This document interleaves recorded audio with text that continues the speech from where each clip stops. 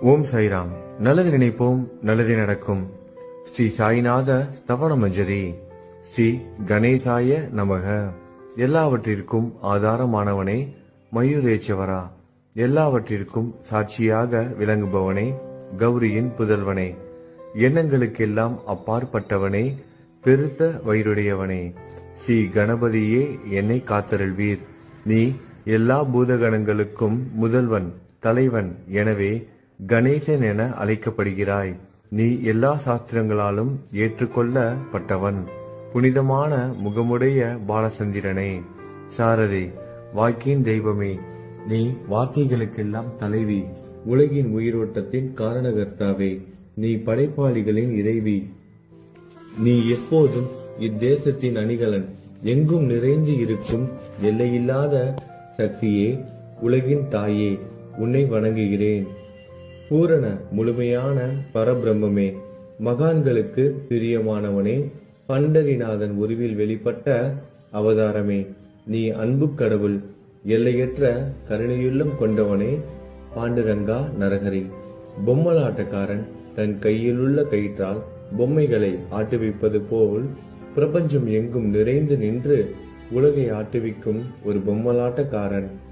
உன் மெய்ப்பொருளை உய்த்துணர அறிவியல் ஏடுகளும் புனித நூல்களும் இன்னமும் முயன்று கொண்டுதான் இருக்கின்றன. மெத்த படித்தவர்களுக்கு நீ வெளிப்பட்டதே இல்லை. சக்கரபாணியே, அத்தகைய அறிவற்றவர்கள் வெறும் வார்த்தை ஜாலங்களிலேதான் சிக்குண்டவர்கள். மகான்கள் மட்டுமே உன்னை உணர்வார்கள். மற்றவர்கள் குழப்பமடைந்து உள்ளார்கள். உனக்கு பக்தியோடு கூடிய சாஷ்டாங்க நமஸ்காரத்தை செய்கிறேன். 5 முகங்கள் கொண்ட சங்கரனே, மனித மண்டை ஓடுகளாலான மாலை அணிந்தவனே, நீலகண்டனே, திகம்பர ஓங்கார வடிவானவனே, பசுபதியே, எல்லா நேரங்களிலும் எவருடைய உதடுகள் உன் பெயரை உச்சரிக்கிறதோ அவர்களது உலகியல் துன்பங்கள் உடனடியாக நீங்கிவிடும். ஜடாமுடியை தரித்த சிவனே, உன் நாமத்தின் சக்தி அத்தகையது. உன் பாதங்களை வணங்கி நான் சாயி புகழை கூறும் இந்த துதியை எழுதுகிறேன். இந்த அருட்பணி முழுமையடைய எனக்கு அருள்வாயாக. நீலகண்டா, ஆலகால விஷமுண்ட சிவனே. இப்போது அத்ரி மகரிஷியின் புதல்வரான தத்தாத்திரேயரையும் குலதெய்வமான இந்திரனையும் துக்காராமையும் எல்லா ஞானிகளையும் பக்தர்களையும் பணிகிறேன். சாயிநாதா, உனக்கு வெற்றி கிட்டட்டும். பாவிகளை கடை தேற்றும் கருணை உள்ளவரே, உங்கள் பாதங்களில் என் தலையை வைத்து இருத்தி வேண்டுகிறேன். உன் பாதுகாப்பை எனக்கு அருள்வாய். நீ முழுமையான பரபிரம்மம், ஆனந்தத்தின் இருப்பிடம். நீயே விஷ்ணு, மனிதர்களுள் தலை சிறந்தவர். மன்மதனை எரித்த உமையொரு பாகனும் நீயே. நீ மனித வடிவில் தோன்றிய இறைவன், அறிவு என்னும் ஆகாயத்து சூரியன். நீ கருணை கடல், நீ பிறவி பிணிக்கு ஒரு அருமருந்து. நீ ஏழைகளுக்கும் கீழ்த்தட்டு மக்களுக்கும் விரும்பியதை கொடுக்கும் சிந்தாமணிக்கல். நீ உன் பக்தர்களை பரிசுத்தப்படுத்தும் தெய்வம். உலக வாழ்க்கை என்னும் சம்சார கடலில் மூழ்குபவர்களை காப்பாற்றும் ஓடம். நீ அஞ்சுபவர்களின் புகலிடம். நீ இந்த பிரபஞ்சம் தோன்ற முதற் காரணமான பரிசுத்த பேரின்ப பேருணர்வு சைதன்யம். நீ கருணையே உருவானவன்.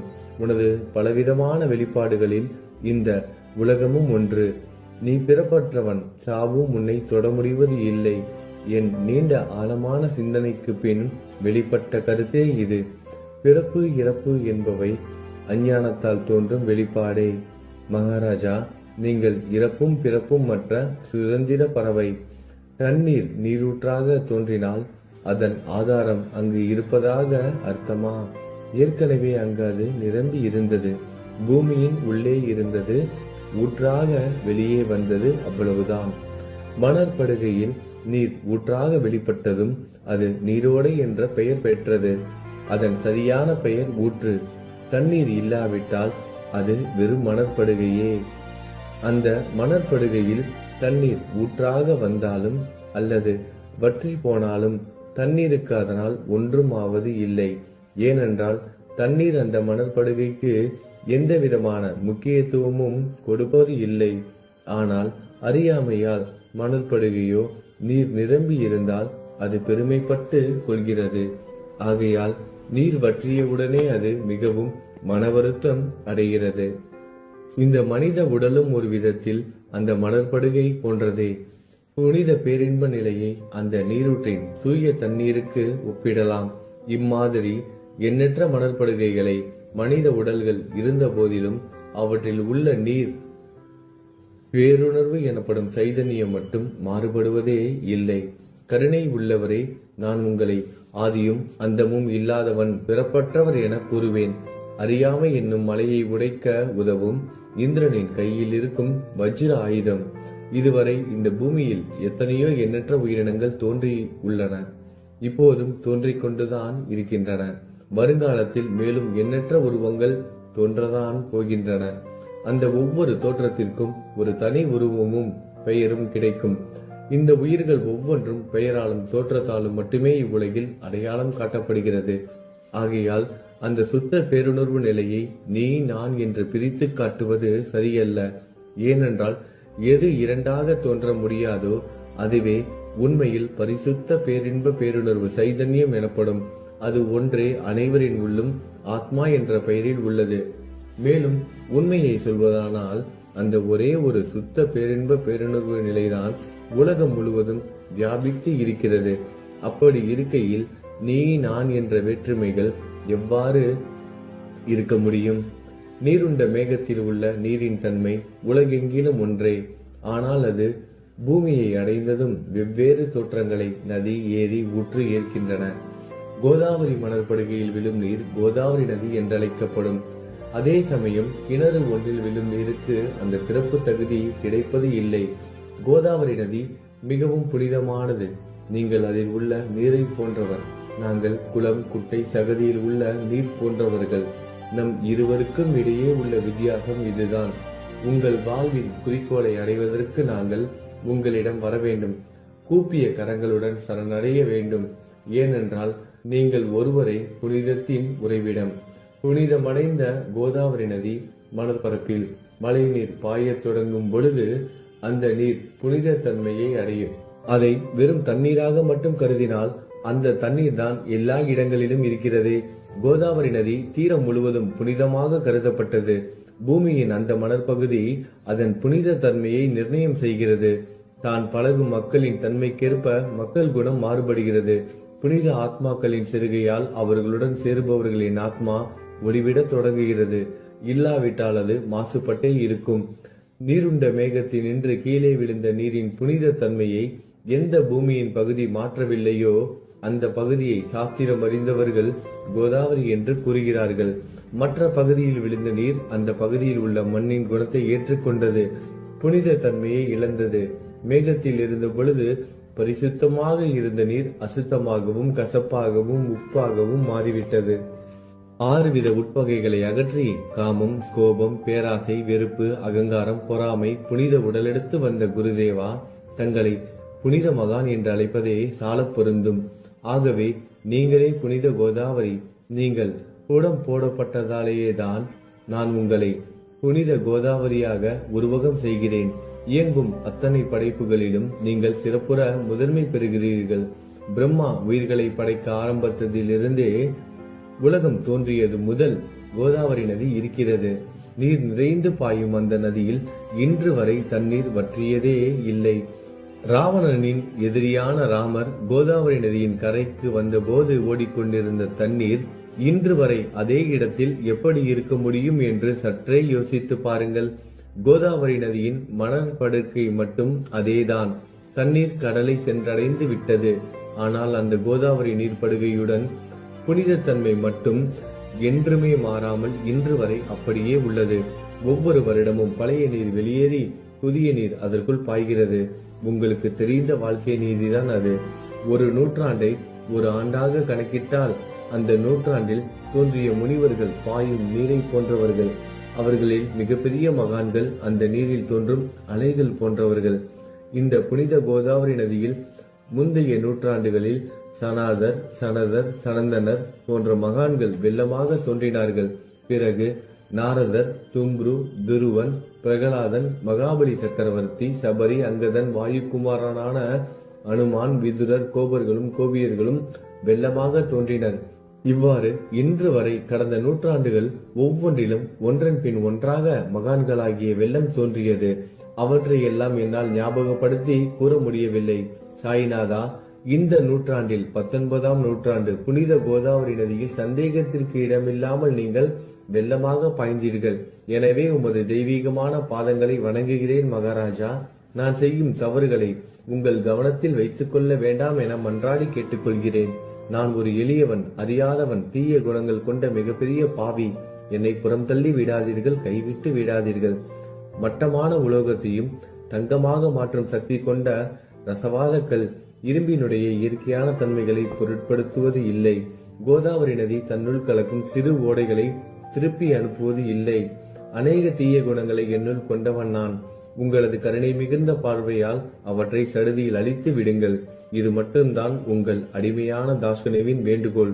ரசவாத கல்லின் தொடர்பு ஏற்பட்டும் இரும்பின் இயற்கை தன்மைகள் அளிக்கப்படாவிட்டால் குருதேவா, அது ரசவாத கல்லின் பெருமைக்கு இழுக்கு அல்லவா? என்னை பாவியாகவே இருக்கும்படி விட்டு விடாதீர்கள். தங்களை குறைவாக மதிப்பிட்டுக் கொள்ளாதீர்கள். நீங்கள் ரசவாத கல், நான் இரும்பு. எனக்கு ஏற்படும் இழிவுகள் தங்களுக்கு ஏற்படும் இழிவுகள் அல்லவா? ஒரு குழந்தை தவறு செய்து கொண்டேதான் இருக்கிறது. ஆனால் அதற்காக தாயார் கோபமடைவது இல்லை. இதை தாங்கள் நினைவில் வைத்துக் கொண்டு எனக்கு உங்கள் அருள் ஆசிகளை தாருங்கள். சத்குரு சாய்நாதா, நீங்கள் எனது கற்பக விருட்சம், சம்சார கடலை கடக்க உதவும் கப்பல். சந்தேகத்திற்கு இடமின்றி நீங்கள் ஒருவர் மட்டுமே என்னை கடை தேற்ற முடியும். நீங்கள் எனக்கு காமதேனுவாகிய பசு. நீங்கள் சிந்தாமணிக்கல், ஞானவானில் சூரியன் தாங்கள். நீங்கள் நற்பண்புகளின் சுரங்கம், சொர்க்கத்திற்கு ஏறி செல்ல உதவும் ஏணி நீங்கள். புனித செயல்களின் நிறைகள் நிறைய கொண்டவரை, பரிசுத்தமானவரை, சாந்தி மற்றும் பேரின்பத்தின் மொத்த உருவமே, இரண்டாக இல்லாதவரே, வேறுபாடு இல்லாதவரே, அறிவு கடவுளே, குறைகளற்ற முழுமையான அறிவாக உருவெடுத்தவரே, மனிதர்களில் உன்னதமானவரே, சாந்தி மற்றும் மன்னிப்பதின் உறைவிடமே, பக்தர்களின் அடைக்கலமே, என்னை ஆசீர்வதியுங்கள், என்னை ஆசீர்வதியுங்கள். சத்குரு மச்சீந்திரநாதர்.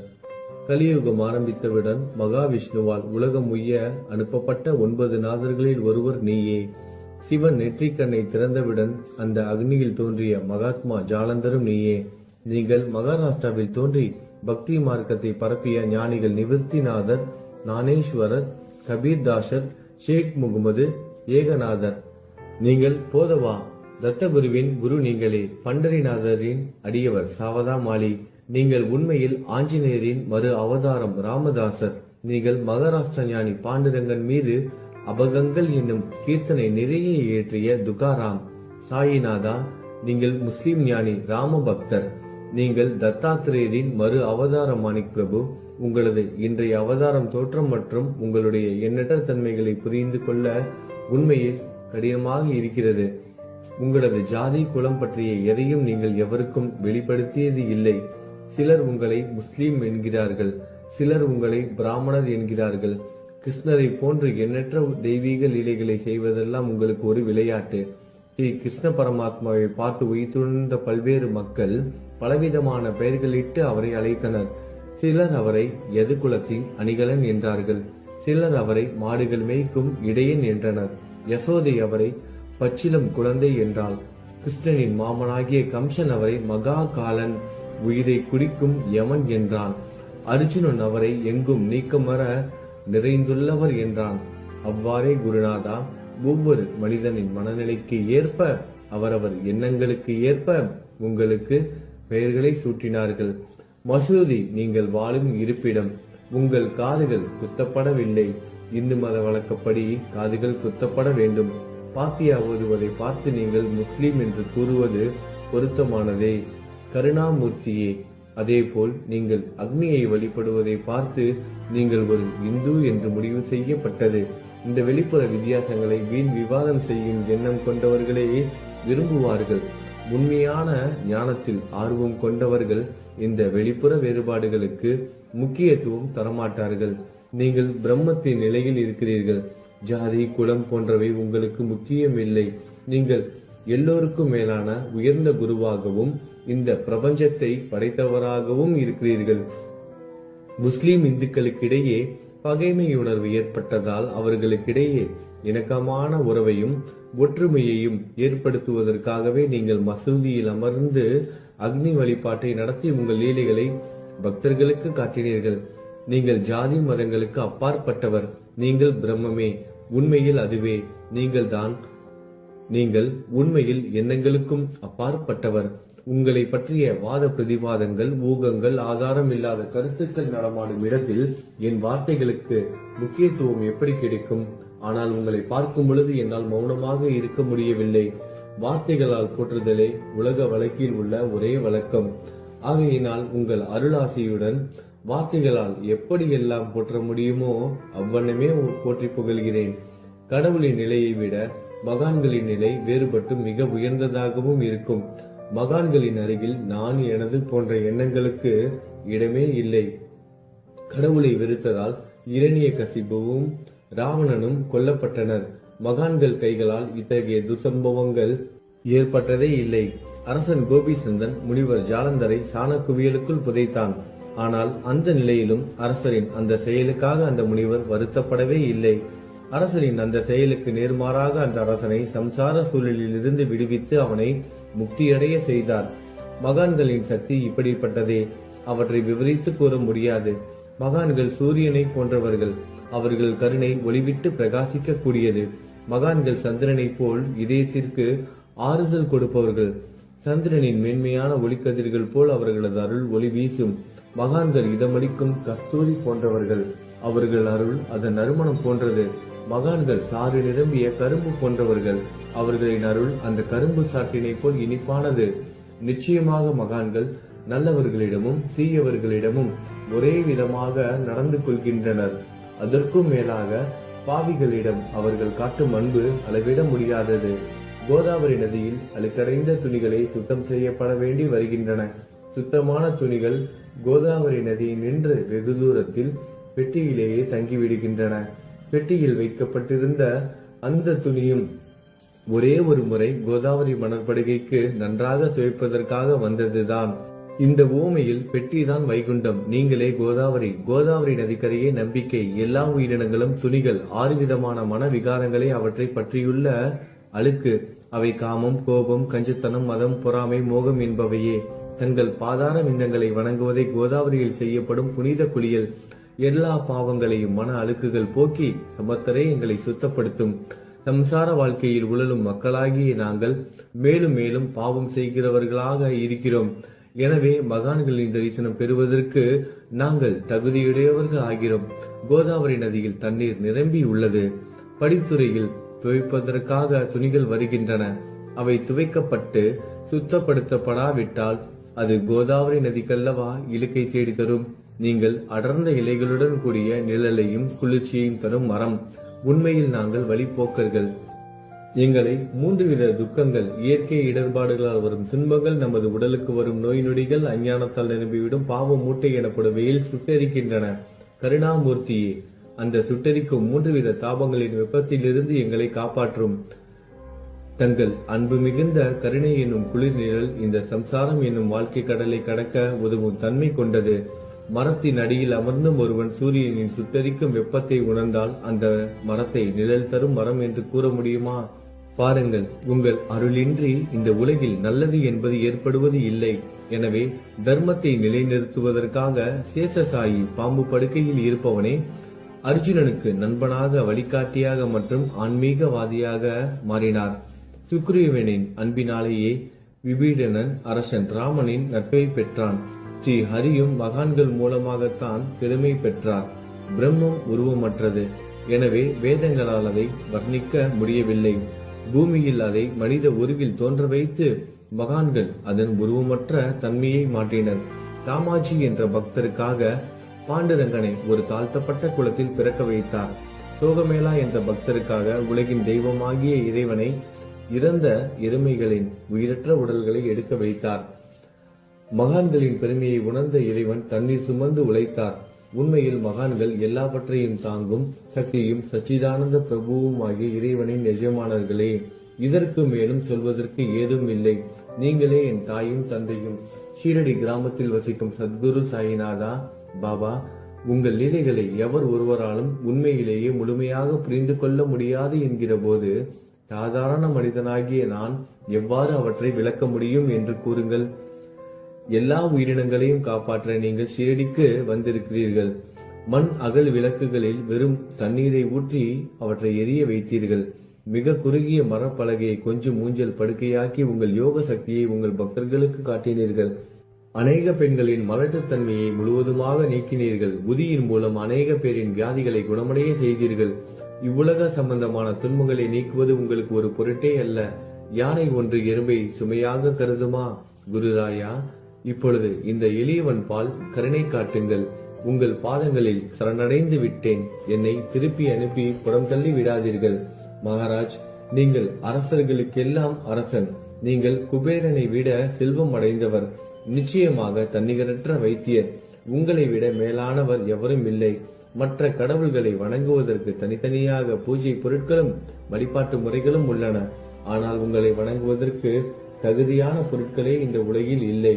சூரியனின் ராஜ்யத்தில் தீபாவளி பண்டிகையை கொண்டாடுவது என்றால் எவ்விதமான பொருட்களை கொண்டு அதை கொண்டாடுவோம்? சமுத்திரத்தின் தாகத்தை தணிக்க பூமியில் போதுமான தண்ணீர் கிடைக்காது. நெருப்பை சூடாக்குவதற்கு எங்கிருந்து அக்னியை கொண்டு வருவது? ஸ்ரீ சமர்த்த குருராயா, பூஜை செய்ய உதவும் பொருட்கள் யாவற்றிலும் இருப்பது உன் ஆத்மாவே. ஆரம்பம் முதலே அவை உன் ஒரு பகுதியே. மேலே கூறப்பட்டவை எல்லாம் தத்துவார்த்த ரீதியில் கூறப்பட்டவையே. எனக்கு ஏற்பட்ட அடிப்படையில் கூறப்பட்டவை அல்ல. அனுபவங்கள் இன்றி கூறப்படும் வார்த்தை ஜாலங்கள் வீணே. சம்பிரதாய சடங்குகளின்படி உங்களுக்கு பூஜை செய்ய வேண்டும் என்றால் அதனை செய்வதற்கு தேவையான பூஜை சாமான்கள் என்னிடத்தில் இல்லை என் குருநாதா. கருணையுடையவரை, அடிக்கடி என் கற்பனை திறனின் அடிப்படையில் உங்களுக்கு நான் வழிபாடு செய்கிறேன். அந்த வழிபாட்டை இந்த அடிமையிடமிருந்து ஏற்றுக்கொள்ளுங்கள். இப்போது என் அன்பு கண்ணீரால் உங்கள் கால்களை கழுவுகிறேன். உண்மையான பக்தி என்னும் சந்தனத்தை அரைத்து சாந்தாக்கி உமக்கு இடுகிறேன். அழகிய வார்த்தைகளால் எழுதப்பட்ட இந்த துதி என்னும் கம்னியை உமக்கு அணிவிக்கிறேன். இந்த புகழ் மாலையை உங்கள் கழுத்தை சுற்றி அணிவிக்கிறேன். என் கெட்ட குணங்களை தூபமாக்கி உமக்கு முன் எரிய விடுகிறேன். தீய குணங்களின் கூட்டு பொருளே ஆனாலும் அது எரியும் போது அதிலிருந்து தீய வாசனை எழுவது இல்லை. சத்குருவுக்கு முன்பு இல்லாமல் வேறு எங்காவது இந்த தூபம் எரிய விடப்பட்டால் அங்கெல்லாம் அந்த தூபத்தின் நிலை கீழே கொடுத்த மாதிரி ஆகும். அதாவது சாம்பிராணியை நெருப்பில் போட்டவுடன் அது பொசுங்கி அதில் உள்ள நல்ல மனம் என்ற நற்குணம் அதை விட்டு மறைந்து போகிறது. சத்குருவே, உமக்கு முன் அதை எரிய விட்டால் இதற்கு மாறாக நிகழ்கிறது. தீய தன்மைகள், அழுக்குகள் அக்னியில் எரிந்து விடுகின்றன. உலகம் பார்த்து சந்தோஷப்படும் வகையில் அதன் நற்குணம் அதிலேயே தங்கிவிடும். மனதில் உள்ள தீய குணங்கள் யாவும் எரிந்த பிறகு மனம் மாசற்றதாகிறது. கங்கையில் உள்ள மாசுக்கள் நீங்கியவுடன் கங்கை புனிதமடைகிறது. மாயை, மோகம் என்ற தீபத்தை உமக்கு ஏற்றி காட்டுகிறேன். அதன் மூலம் என் மனம் வைராக்கியத்தை அடைய அருள் செய்வீராக. குருராயா, பரிசுத்தமான நம்பிக்கை என்ற சிம்மாசனத்தை நீங்கள் என்னுள் அமர்வதற்கு ஆசனமாக உமக்கு தருகிறேன். அதை பெற்றுக்கொண்டு எனது பக்தி என்ற நைவேத்தியத்தை ஏற்றுக்கொள்ளுங்கள். பக்தி என்ற நைவேத்தியத்தை ஏற்றுக்கொண்டு அதன் சாரத்தை எனக்கு கொடுப்பீராக. ஏனெனில் நான் உமது பால்குடி மாறாத பச்சிலம் குழந்தை. உங்கள் அருட்பாலில் எனக்கு உரிமை உண்டு. எனது மனதையே உமக்கு தட்சணையாக கொடுக்கிறேன். ஆகையால் நான் செய்யும் காரியங்கள் யாவற்றிலும் நான் செய்பவன் என்று உரிமை கொண்டாட முடியாது. ஏனென்றால் நினைக்கும் மனதை தான் உமக்கு அர்ப்பணித்து விட்டேனே. இப்பொழுது பணிவுடன் கூடிய பிரார்த்தனையோடு உங்களை சாஷ்டாங்கமாக நமஸ்காரம் செய்கிறேன். தெய்வீக சாயிநாதா, தயவு செய்து நீங்கள் அதை ஏற்றுக்கொள்ளுங்கள். 8 பிரார்த்தனைகள். சாயிநாதா, சாந்தமான மனமுடையவரே, அறிவின் சிகரமே, அன்புள்ளம் கொண்டவரே, கருணை கடலே, உண்மையின் உறைவிடமே, மாயை என்னும் இருளை அகற்றுபவரே, ஜாதி மதங்களுக்கு அப்பாற்பட்ட துறவியே, எங்களின் புரிந்து கொள்ளும் திறமைக்கும் அப்பாற்பட்டவரே, அன்பின் இருப்பிடமே, ஷீரடி நாதா, என்னை காப்பாற்றும் ஞான சூரியனே, ஞானத்தை அளிப்பவரே, எல்லாவித நல்ல செயல்களையும் செய்பவரே, பக்தர்களின் மனங்களில் ஒளிரும் பரமஹம்சரே, தங்களை சரணடைந்தவர்களை காப்பவரே, படைக்கும் தொழில் புரியும் பிரம்மாவே நீங்கள், காக்கும் கடவுள் விஷ்ணுவே நீங்கள், 3 உலகங்களையும், பூவுலகம், சொர்க்கம், நரகம், கடைசியில் லயமடைய செய்யும் ருத்திரனும் சிவனும் நீங்களே. நீங்கள் இல்லாத இடமே இந்த பூமியில் ஏது? எல்லாம் அறிந்த இறைவன் நீங்கள். எங்கள் அனைவரின் இதயங்களிலும் வசிப்பவரும் நீங்களே. எனது எல்லா குற்றங்களையும் மன்னிக்க வேண்டும் என வேண்டி கேட்டுக்கொள்கிறேன். அலை அலைகளாக வரும் சந்தேகங்களையும் மனமயக்கங்களையும் போக்குவீராகுக. நீங்கள் பசு, நான் புதிதாக பிறந்த இளம் கன்று. நீங்கள் சந்திரன், நான் சந்திர காந்தக்கல். தங்கள் பாதங்கள் கங்கை நதி, புண்ணியத்தை தருவதால் பணிவுடன் இந்த அடிமை உங்களுக்கு தலை வணங்குகிறேன். உங்கள் கைகளை என் தலைமீது வைத்து ஆசி கூறுங்கள். கவலைகளும் துன்பங்களும் பறந்தோடட்டும். நான் உங்கள் அடிமை. இந்த 8 துதிகளையும் கூறி நான் உங்களை சாஷ்டாங்கமாக நமஸ்கரிக்கிறேன். எனது பாவங்கள், துயரங்கள், ஏழ்மை யாவும் உடனடியாக விலகட்டும். நீங்கள் பசு, நான் கன்று குட்டி. நீங்கள் தாய், நான் உங்கள் குழந்தை. என் மீது கடுமை காட்டாதீர்கள். நீங்கள் மேற்கு தொடர்ச்சி மலைப்பகுதி மலையகிரியில் உள்ள சந்தனம், நான் முள் அடர்ந்த புதர். நீங்கள் புனிதமான கோதாவரி நீர், நானோ பெரும் பாவி. குருநாதா, உங்கள் தரிசனம் கிடைத்த பிறகும் என்னிடம் உள்ள கெட்ட குணங்கள் என்ற அழுக்கு என் மனதிலேயே தங்கி இருக்குமானால் உங்களை சந்தனம் என்று யார் கூறுவார்கள்? கஸ்தூரியின் அருகாமையில் உள்ள மண்ணும் உயர்வாக போற்றப்படுகிறது. மலரின் தொடர்பினால் தானே அதன் நாரும் தலையில் உயர்ந்த இடத்தை பிடிக்கிறது. மலரால் மனம் பெற்ற நாற்போல் மகான்களும் அப்படிப்பட்டவர்களே. அவர்களுடன் தொடர்புடைய எந்த பொருளும் மிகவும் உயர்வாக மதிக்கப்படுகிறது. சிவபெருமான் விபூதி, லங்கோடு, நந்தி ஆகியவற்றை ஏற்றுக்கொண்டதால் 8 திக்குகளிலும் அந்த பொருட்கள் புகழப் பெறுகின்றன. இடையர்களை மகிழ்விப்பதற்காக யமுனை நதிக்கரையில் உள்ள பிருந்தாவனத்தில் உலகிற்கெல்லாம் இறைவன் தகிகாலா உரியடி விளையாட்டு என்ற விளையாட்டை விளையாடினான். அதுவும் அறிவுடையோர் மத்தியில் ஏற்றுக்கொள்ளப்பட்டது. ஆகவே நான் பாவியான போதிலும் உங்கள் சேவையில் ஈடுபட்டு உள்ளேன். குருநாதரே, என் நிலைமையை பற்றி மனதில் எண்ணி பாரும். குருநாதா, லௌகீக உலகிலோ அல்லது ஆன்மீக வழியிலோ எந்த விஷயங்கள் எல்லாம் எனக்கு சந்தோஷத்தை கொடுக்கும் என என் மனம் சந்தேகம் இல்லாமல் நம்புகிறதோ அவற்றை எல்லாம் நீங்கள் எனக்கு அளித்தருள வேண்டும். உமது கருணையால் இந்த மாதிரி செய்துவிடும். எனது மனதை அடக்கி விடுங்கள். சமுத்திரங்கள் எல்லாம் தித்திப்பாக மாறினால் பிறகு அவை உப்பு கரிக்குமே என்ற பயம் தோன்றாதே. சமுத்திரத்தை தித்திப்பாக்கும் சக்தி உங்களுக்கு உண்டு. ஆகையால் தான் எனது இந்த வேண்டுகோள். தயவு செய்து இந்த வேண்டுகோளை நிறைவேற்றும். என்னிடம் என்னென்ன குறைகள் உண்டோ அவை அனைத்தும் உங்களுடையதே. ஆத்ம ஞானம் பெற்றவர்களில் முதலிடத்தில் உள்ள உங்களிடம் குறை என்பதை பொருந்தாதே. இப்போது இதற்கு மேலும் நான் ஏன் அதிகம் பேச வேண்டும்? நீங்கள் தான் எனது ஒரே அடைக்கலம். தாயின் இடுப்பில் உள்ள குழந்தை இயல்பாகவே பயமற்று இருக்கும். மகாராஜ், இந்த துதியை எவரவர்கள் அன்புடன் படிக்கிறார்களோ அவர்கள் ஒவ்வொருவரின் ஆசைகளை தயவு செய்து நிறைவேற்றும். இந்த துதியை படிப்பவர்களின் 3 வித தாபங்களையும், இயற்கை இடர்பாடுகளில் வரும் துன்பங்கள், நமது உடலுக்கு வரும் நோய் நொடிகள், அஞ்ஞானத்தால் நிரம்பிவிடும் பாவம் மூட்டை 1 ஆண்டிற்குள் விலகிவிடும் என்பதை இந்த துதிக்கு உங்களது ஆசையாக என்றென்றும் நிரந்தரமாக இருக்கட்டும். குளித்து முடித்துவிட்டு மனதில் முழுமையான நம்பிக்கையுடன் தொடர்ந்து இந்த துதியை பாராயணம் செய்ய வேண்டும். அப்படி முடியாவிட்டால் வாரம் வாரம் வியாழன் தோறும் சத்குருவை வணங்கி அவர் உருவை தியானம் செய்து கொண்டு இந்த துதியை பாராயணம் செய்யுங்கள். இதுவும் கூட முடியாவிட்டால் மாதம் மாதம் வரும் 2 ஏகாதசி தினங்களில் இந்த துதியை பாராயணம் செய்யுங்கள். இது ஏற்படுத்தும் விளைவுகளை பார்த்து அதிசயப்படுவீர்கள். குருமூர்த்தியான சாயிநாதர் இந்த துதியை பாராயணம் செய்பவர்களுக்கு இவ்வுலகியல் ஆசைகளை முழுமையாக உடனடியாக நிறைவேற்றுவார். இந்த துதியை திரும்ப திரும்ப பாராயணம் செய்வதால் முட்டாள்கள் கூர்மையான புத்தியை அடைவார்கள். யாராவது வாழ்நாளாவது குறைவானதாக இருப்பின் இந்த துதியை அவர்கள் படிப்பதால் 100 ஆண்டு காலம் வாழ்வார்கள்.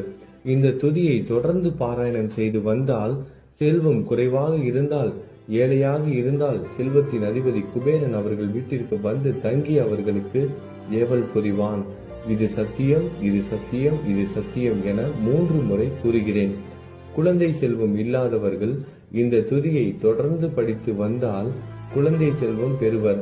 இந்த துதியை படிப்பவர்களின் வியாதிகள் எல்லா பக்கங்களிலும் பறந்தோடிவிடும். வியாதியை நின்று குணம் கிடைக்கும். இந்த துதியை திரும்ப திரும்ப படிப்பதால் பயம் மற்றும் கவலை மறைந்து போகும். மதிப்பும் மரியாதையும் கிடைக்கும். அழிவற்ற பிரம்மத்தை உணர்வார்கள். பிரம்ம ஞானம் கிட்டும். அறிவுடையோரே, இந்த துதியின் மீது உங்கள் இதயங்களில் முழுமையான நம்பிக்கை வையுங்கள். சந்தேகங்கள், நம்பிக்கையின்மை, தவறான எண்ணங்கள் ஆகியவற்றிற்கு கொஞ்சம் கூட மனதில் இடம் கொடுக்காதீர்கள். சீரடிக்கு புனித பயணம் மேற்கொள்ளுங்கள். பாபாவின் தாமரை பாதங்களை மனதில் நிறுத்துங்கள். அவர் அனாதைகளின் உறவினர், பக்தர்களின் விருப்பங்களை நிறைவேற்றும் கற்பகத்தரு. பாபாவால் உணர்வூட்டப்பட்டு இந்த துதியை நான் இயற்றினேன். இல்லாவிட்டால் எவ்விதமான முக்கியத்துவமும் இல்லாத என்னால் இந்த துதியை எவ்வாறு எழுத முடியும்? சக ஆண்டு 1840, ஆங்கில ஆண்டு 1918 புரட்டாசி மாதம் வளர்பிறையில் விநாயகர் சதுர்த்தி என்று திங்கட்கிழமை 2வது யாமத்தில் சூரிய உதயத்திற்கு முன் இந்த பாமாலை நிறைவு செய்யப்பட்டது. புனிதம் வாய்ந்த நர்மதா நதிக்கரையில் இந்தூருக்கு அருகில் உள்ள ஊரான மகேஸ்வர சேத்திரத்தில் ஸ்ரீ அகல்யாதேவியின் சந்நிதியில் ஸ்ரீ சாய்நாதரை போற்றி பாடும் இந்த தவண மஞ்சரி நிறைவடைந்தது. மகேஸ்வரம் என்ற புனித ஸ்தலத்தில் இந்த துதி நிறைவடைந்தது. ஸ்ரீ சாய்நாதர் என் மனதிற்குள் புகுந்து இந்த துதியின் ஒவ்வொரு வார்த்தையையும் என்னை கூற வைத்தார். எனது சீடன் தாமோதரன் இதை நான் கூற எழுதினான். தாஸ்கனுவாகிய நான் எல்லா ஞானிகள் மற்றும் துறவிகளின் வேலையால் எங்கும் மங்களம் பொங்கட்டும். ஸ்ரீ சாய்நாதரை போற்றி பணிவுடன் எழுதப்பட்ட இந்த ஸ்ரீ சாய்நாத தவணமஞ்சரி என்ற துதி பாராயணம் செய்பவர்கள் சம்சார கடலை கடக்க உதவட்டும். இது ஸ்ரீ பாண்டுரங்கனுக்கு தாஸ்கனுவின் நம்பிக்கை மற்றும் பணிவோடும் கூடிய பிரார்த்தனை. ஓம் சாய்ராம். நல்லதே நடக்கட்டும். ஓம் சாய்ராம். மங்களம் சுபமங்கலம்.